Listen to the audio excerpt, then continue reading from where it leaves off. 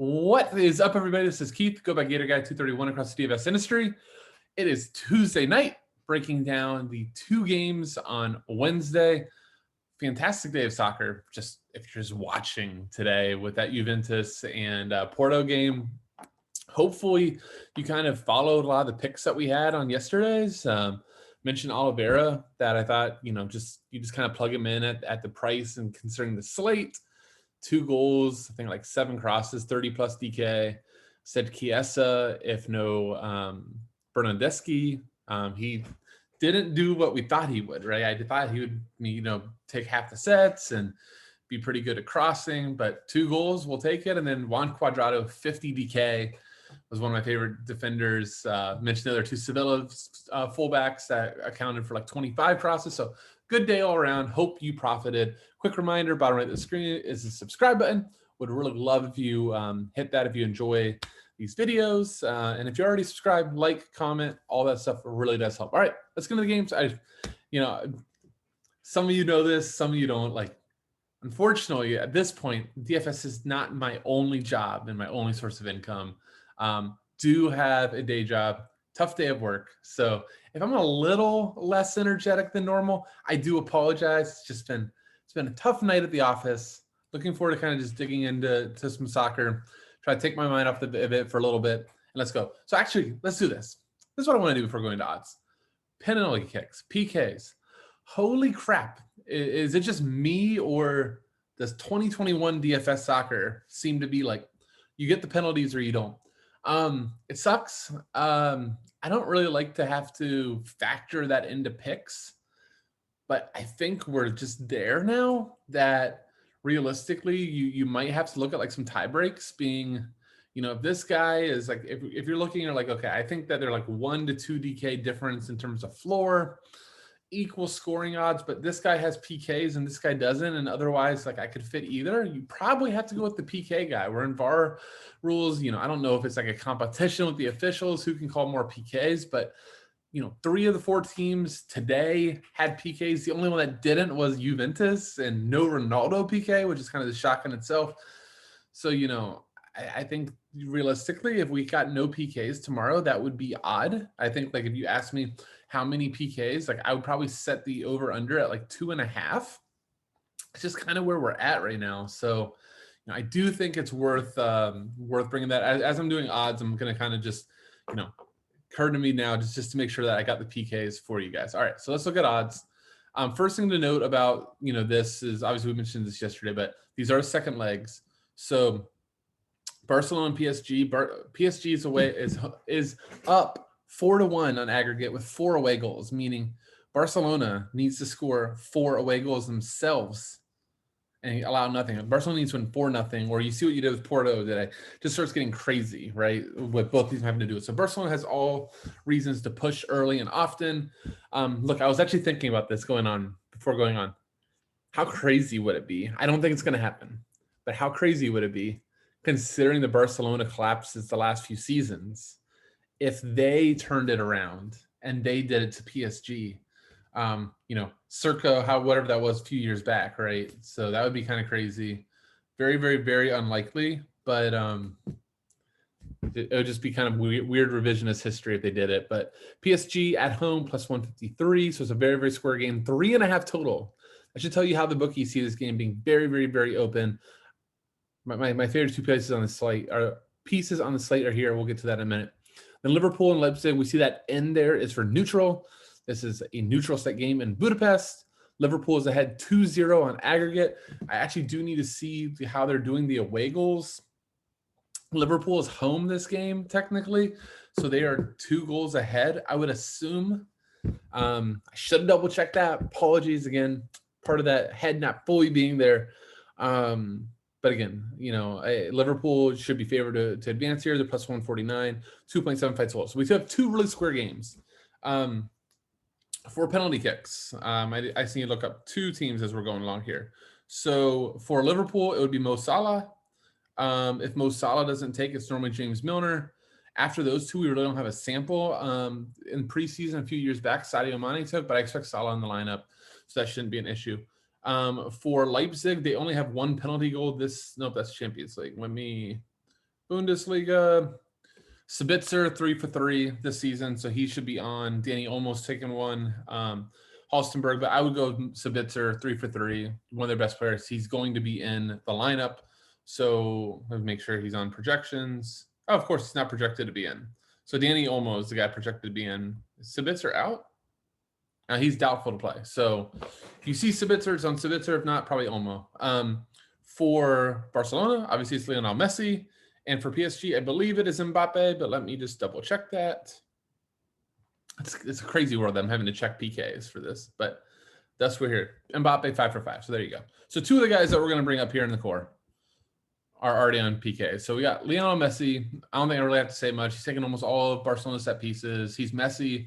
They need to chase. He's going to be shooting early and often. You know, he's like the plug and play of the slate. And then I think Mbappe is the next plug and play. He's in awesome form.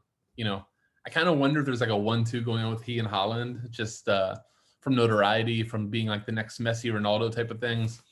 But look, Barcelona's going to be pushing up and they need goals, and it's going to leave them. It's going to leave the back line really, really vulnerable. We saw what Mbappe did in the first leg. So I think those are the first two in your lineup.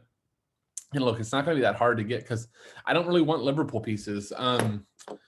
You know, I was thinking of like what a comparable game would be for Liverpool for this.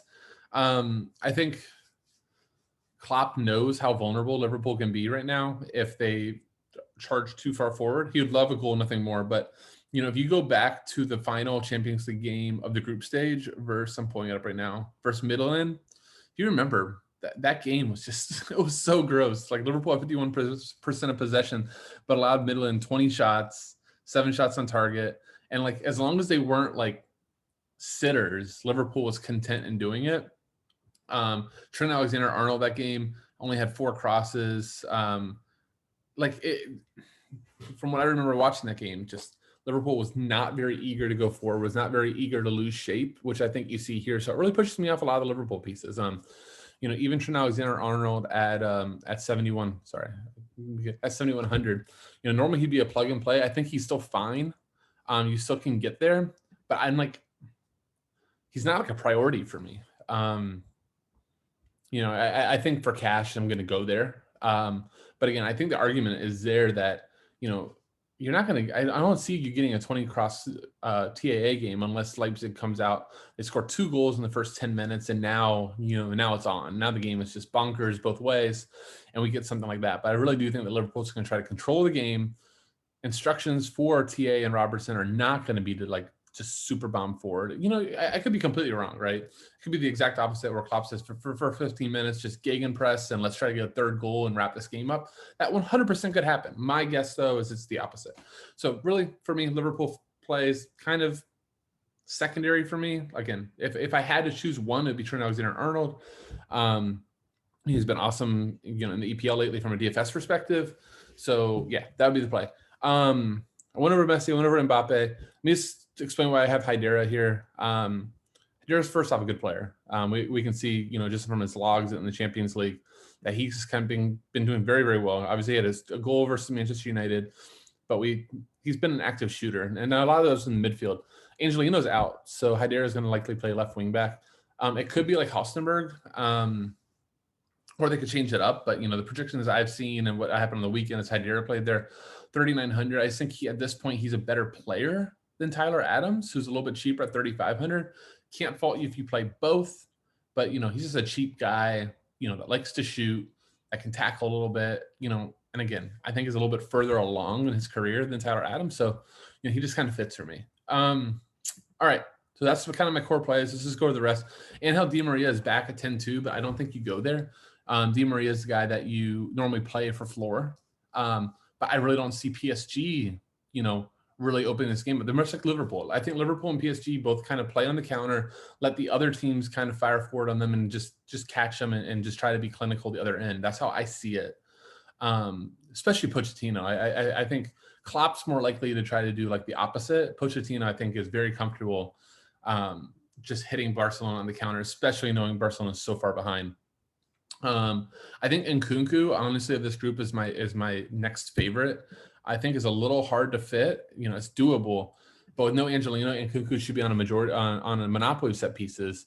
I just think 9,600 is really tough. I think it's maybe more of a balanced slate once you take Messi and Mbappe. But again, of the top end, and Nkunku is my favorite. But you think that Salah or Mane are going to do it? Like, it's fine. Just Liverpool can't score right now, so I'm not crazy about going that way. I think you can very much look for another Barcelona piece at this point. I'm just going to go to utility because all these guys are midfield forwards, so you're not going to have a problem filling one or the other. It's just who you want to play. So, I think I don't know who they start up front. It's either going to be Dembele or Griezmann. I think that they prefer Dembele at this point, but who really knows? Julian Draxler is worth bringing up. Actually, no, he's not. Di Maria is back, so Di Maria just X's out any of like Leandro Paredes or Julian Draxler. But what I was going to bring up is if Paredes catches wind because of his great game last time being on set pieces, he's not in play here. He has actually been kind of relinquished to a bench role. Draxler have been taking sets, but with Di Maria back, Draxler 6,800 is gross. I think Griezmann, if starting 6,700, knowing that they're going to have to push, makes some sense.